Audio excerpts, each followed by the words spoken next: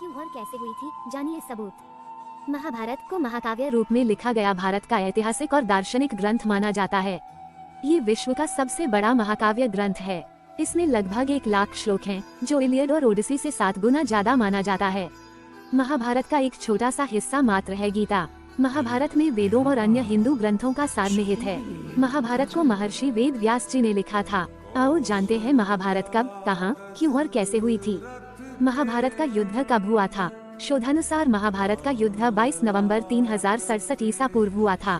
तब भगवान श्री कृष्ण 55 या 56 वर्ष के थे। हालांकि कुछ विद्वान मानते हैं कि उनकी उम्र 83 वर्ष की थी। महाभारत युद्ध के 36 वर्ष बाद उन्होंने देह त्याग दी थी। इसका मतलब 119 वर्ष की आयु में उन्होंने देह त्याग किया था।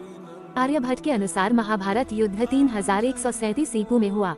पुराणों के अनुसार श्री कृष्ण की आयु 125 वर्ष बताई गई है, जबकि ज्योतिषियों के मतानुसार उनकी आयु 110 वर्ष थी।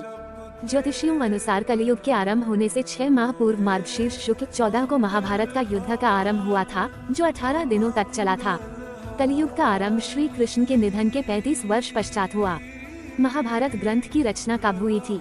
विद्वानों का मानना है कि महाभारत में वर्णित सूर्य और चंद्र ग्रहण के अध्ययन से पता चलता है कि इसकी रचना 31वीं सदी ईसा पूर्व हुई थी, जबकि आमतौर वर्तमान के शोधकर्ता अनुसार इसका रचनाकाल 1400 ईसा पूर्व का माना जाता है। ताज़ा शोधानुसार ब्रिटेन में कार्यरत न्यूक्लियर मेडिसिन के फिजिशियन डॉक्टर मनीष पंडित ने महाभारत में वर्णित 150 खगोलीय घटनाओं के संदर्भ में कहा कि महाभारत का युद्ध 22 नवंबर 3067 ईसा पूर्व को हुआ था। उस वक्त भगवान कृष्ण 55-56 वर्ष के थे। इसके कुछ माह बाद ही महाभारत की रचना हुई मानी जाती है। शोधकर्ताओं के अनुसार वेदव्यास की महाभारत को 3 चरणों में लिखी गया था। पहले चरण में 8800 श्लोक, दूसरे चरण में 24,000 और तीसरे चरण में 1 लाख श्लोक लिखे गए। वेद व्यास की महाभारत के अलावा Bhandarkar oriental research institute Pune की संस्कृत महाभारत सबसे प्रामाणिक मानी जाती है। अंग्रेजी में संपूर्ण महाभारत 2 बार अनुदित की गई थी। पहला अनुवाद 1883-1896 के बीच किसारी मोहन गांगुली ने किया था और दूसरा मनमंथनाथ दत्त ने 1895 से 1905 के बीच। 100 साल बाद डॉक्टर देबरॉय तीसरी बार था। पहले चरण में 8800 श्लोक, दूसरे चरण में 24,000 और तीसरे चरण में 1 लाख श्लोक लिखे गए। वेद व्यास की महाभारत के अलावा Bhandarkar oriental research institute Pune की संस्कृत महाभारत सबसे प्रामाणिक मानी जाती है। अंग्रेजी में संपूर्ण महाभारत 2 बार अनुदित की गई थी। पहला अनुवाद 1883-1896 के बीच किसारी मोहन गांगुली ने किया था और दूसरा मनमंथनाथ दत्त ने 1895 से 1905 के बीच। 100 साल बाद डॉक्टर देबरॉय तीसरी बार संपूर्ण महाभारत का अंग्रेजी में अनुवाद कर रहे हैं। महाभारत का युद्ध कहाँ हुआ था। महाभारत का युद्ध कुरुक्षेत्र में लड़ा गया था। कुरुक्षेत्र हरियाणा में स्थित है। लड़ाई के लिए कुरुक्षेत्र का चयन श्री कृष्ण ने ही किया था। इसके पीछे कारण था कि जब कुरु इस क्षेत्र की जुताई कर रहे थे, तब इंद्र ने उनसे जाकर इसका कारण पूछा।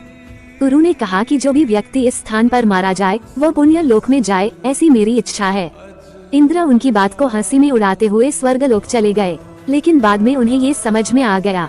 ये बात भीष्म, कृष्ण आदि सभी जानते थे, इसलिए महाभारत का युद्ध कुरुक्षेत्र में लड़ा गया। महाभारत के वन पर्व के अनुसार कुरुक्षेत्र में आकर सभी लोग पापमुक्त हो जाते हैं और जो ऐसा कहता है कि मैं कुरुक्षेत्र जाऊंगा और वहीं निवास करूंगा, यहाँ तक कि यहाँ की उड़ी हुई धूल के कण पापी को परम पद देते हैं। नारद पुराण में आया है कि ग्रहों, नक्षत्रों एवं तारागणों को कालगति से आकाश से नीचे गिर पड़ने का भय है, किंतु वे जो कुरुक्षेत्र में मरते हैं पुनः पृथ्वी पर नहीं गिरते, अर्थात वे पुनः जन्म नहीं लेते। भगवद गीता के प्रथम श्लोक में कुरुक्षेत्र को धर्म क्षेत्र कहा गया है। क्यों हुआ था महाभारत का ये युद्ध। कुरुक्षेत्र में कौरवों और पांडवों के मध्य कुरु साम्राज्य के सिंहासन की प्राप्ति के लिए युद्ध लड़ा गया था। हालांकि युद्ध लड़े जाने के और भी कई कारण थे। कहते हैं कि यदि कौरव पांडवों को 5 गांव दे देते तो युद्ध नहीं होता। दूसरा कारण ये कि यदि कौरव और पांडव जुआ नहीं खेलते तो युद्ध नहीं होता। चलो यदि खेल भी लिया था तो द्रौपदी को दांव पर नहीं लगाते तो भी युद्ध टल जाता। तीसरा कारण ये कि यदि द्रौपदी दुर्योधन को अंधे का पुत्र अंधा नहीं कहती तो उसका चिरहरण नहीं होता और न ही युद्ध होता। कैसे हुआ था महाभारत का युद्ध। महाभारत के युद्ध में रथ, घोड़े, हाथी, ऊंट के अलावा कहते हैं कि वायुयान का भी उपयोग किया गया था। अस्त्र और शस्त्र दोनों ही अलग अलग प्रकार के घातक हथियार थे। अस्त्र उसे कहते थे जो किसी मंत्र या किसी यंत्र द्वारा संचालित होते थे और शस्त्र उसे कहते थे जो हाथों से चलाए जाते थे। अस्त्रों को मंत्रों द्वारा दूरी से फेंकते थे, जैसे पाशुपतास्त्र, ब्रह्मास्त्र, गरुड़ास्त्र आदि। उक्त सभी को दिव्यास्त्र कहते थे। शस्त्रों को हाथ से भी चलाया जाता था। शस्त्र दो प्रकार के होते थे, यंत्र शस्त्र और हस्त शस्त्र। यंत्र शस्त्र के शक्ति, तोमर, पाश, बाण, सायक, शन, तीर, परेग, भिंदीपाल, नाराज आदि होते थे, जबकि हस्त शस्त्र के अंतर्गत रिष्टि, गदा, चक्र, वज्र, त्रिशूल, असी, खंजर, खप्पर, खड्ग, चंद्रहास, फरसा, मुशल, परशु, कुंटा, शंकु, पट्टिश, वशी, तलवार, बरछा, बरछी, कुल्हाड़ा, चाकू, भुशुंडी आदि। उक्त सभी से युद्ध लड़ा जाता था। युद्ध में दोनों पक्षों, 1. प्रतिदिन युद्ध सूर्योदय से लेकर सूर्यास्त तक ही रहेगा। सूर्यास्त के बाद युद्ध नहीं होगा। 2. युद्ध समाप्ति के पश्चात छल कपट छोड़कर सभी लोग प्रेम का व्यवहार करेंगे।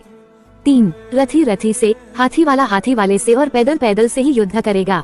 4. एक वीर के साथ एक ही वीर युद्ध करेगा। 5. भय से भागते हुए या शरण में आए हुए लोगों पर अस्त्र शस्त्र का प्रहार नहीं किया जाएगा। 6. जो वीर निहत्था हो जाएगा उस पर कोई अस्त्र नहीं उठाया जाएगा। 7. युद्ध में सेवक का काम करने वालों पर कोई अस्त्र नहीं उठाएगा। हरे कृष्णा कृष्णा कृष्णा हरे हरे, हरे राम राम राम हरे हरे। अगर वीडियो पसंद आए तो वीडियो को लाइक और चैनल को सब्सक्राइब कीजिए और कमेंट में जय श्री राधे जरूर लिखिए। राधे राधे दोस्तों, फिर मिलेंगे अगली वीडियो में। जय जय